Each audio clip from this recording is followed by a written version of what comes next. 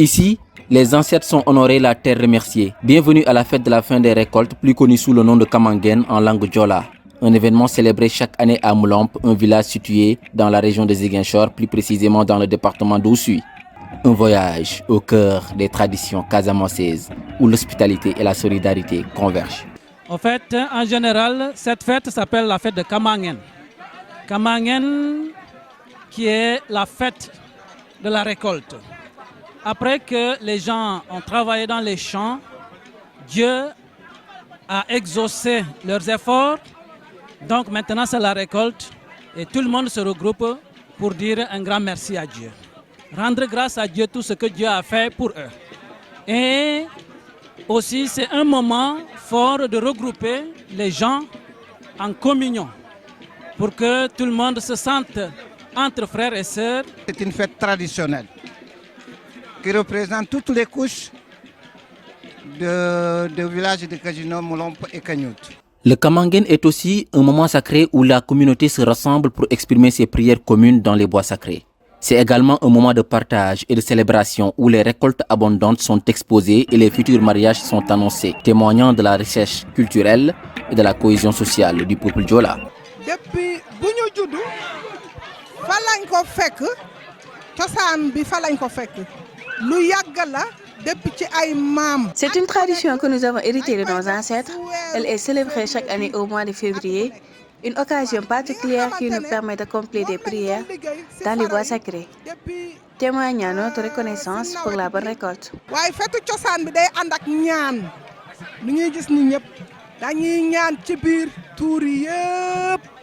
Donc la fête là, c'est une initiation des fêtes, la première fête après le Boukout.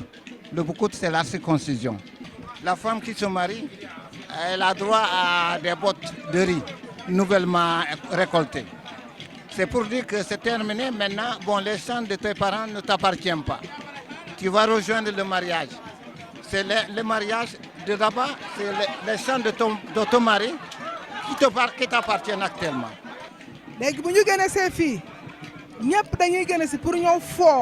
Lorsqu'on vient sur ce terrain, c'est pour des jeux ludiques, mais aussi un moment pour présenter ceux qui doivent se marier cette année. Ce terrain, moi, marié, ku nek dañ lay ñaanal nga dem sey jamm nga am fa say njabot yu barké. Ça ce sont des habillements Diola. Voilà, ça fait partie de la culture. On nous habille comme ça. Aujourd'hui, sur la fête de Kamangen, si tu vois quelqu'un habillé comme ça, tu vas savoir exactement c'est quelqu'un. C'est un marié, ouais, un nouveau marié ou quelqu'un qui prend sa femme. Voilà. Donc l'habillement ça compte. L'habillement ça compte, voilà la raison pour laquelle voilà, on nous habille comme ça. Il s'agit d'une pratique obligatoire que les futurs époux doivent accomplir avant d'envisager un mariage religieux.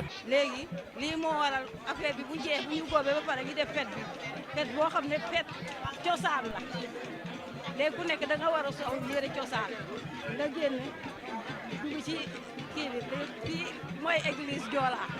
xale yi ñi nga xam ne ñi wala takk jabar lii mooy suñu cosaan balaa ngay def église balaa ngay def mairie lii nga njëkk a def ba pare nga dool a dem fu nga wala dem benn yoon bi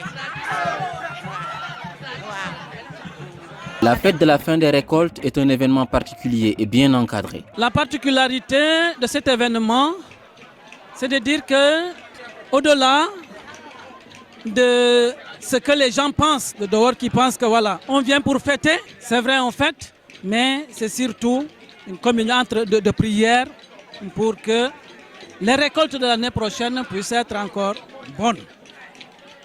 Oui, tu sais, nous ici en société Diola, d'habitude, on n'avait pas cette force de sécurité régalienne, comme on l'a déjà connu, la gendarmerie, la police et autres. Mais à l'interne, il y a la manière de le faire, quoi. Vous avez vu derrière moi, il y a juste cet objet-là aussi posé. C'est quelque chose qui a été mis au milieu.